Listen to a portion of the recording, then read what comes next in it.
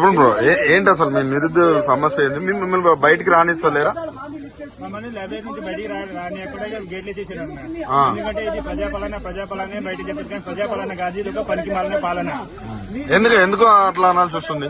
ఎందుకంటే బయటగా మీరే చూస్తారు కదా, 2 లక్షల ఉద్యోగాలు ఇస్తామని చెప్పేసి మాకు ఇప్పటి వరకు 2.5 సంవత్సరాలు అవుతుంది. ఇప్పటివరకు ఒక 5,000 ఉద్యోగాలు తప్ప ఒక ఉద్యోగం కూడా ఇవ్వకుండా బయట 70,000 ఉద్యోగాలు ఇచ్చామని చెప్పి మీటింగ్లలో చెప్పేస్తుంటారు.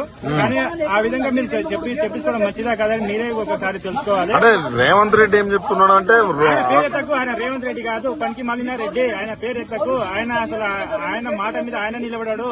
ఆయన పేరు పెట్టక అసలు ఆయన పేరు ఎత్తుతున్నంత చిరాకు మన ముఖ్యమంత్రి కాదే. ముఖ్యమంత్రి కాబట్టే కదా మేము పేరు ఎత్తకని చెప్తున్నాం. మేము నమ్మి కదా ఆయన ఓటేసింది. ముఖ్యమంత్రి మేము ఓటేస్తేనే కదా ముఖ్యమంత్రి అయ్యిండు. ఇక్కడ ఏ జిల్లా మీది? మాది వికారాబాద్, నాది కొడంగలే. కొడంగలేనా? కొడంగలే. నేను ఓటేసినందుకే ఆయన పేరు ఎత్తకని చెప్తున్నా. ఎందుకట్లా? ఎందుకంటే మాకు ఎంత మీ ఎమ్మెల్యే అన్నా జీవితాలు నాశనం చేస్తున్నా. ఎందుకంటే మాకు ఇప్పుడు ఏజీ 30 దాకా వచ్చింది. ఇప్పుడు మేము చదువుకొని ఇప్పుడు ఏడుకి వెళ్ళాలన్నా మాకు బయట జాబులు లేక అవును ప్రైవేట్ రంగంలో ఉద్యోగాలు కల్పిస్తున్నామంటారు. ఎక్కడ ప్రైవేట్ రంగంలో ఉద్యోగాలు ఏడున్నాయి చూపెట్టండి. అరే బయట ప్రైవేట్ రంగంలో ఉద్యోగాలకు వెళ్తే ప్రైవేట్కి వెళ్తే గానీ అరే భయ్ మేము 10,000 ఇస్తాం చేస్తే చేయండి, లేకపోతే ఎల్లంటారు భయ అంటారు. మీకు ఎగ్జాంపుల్ కూడా చూపిస్తా.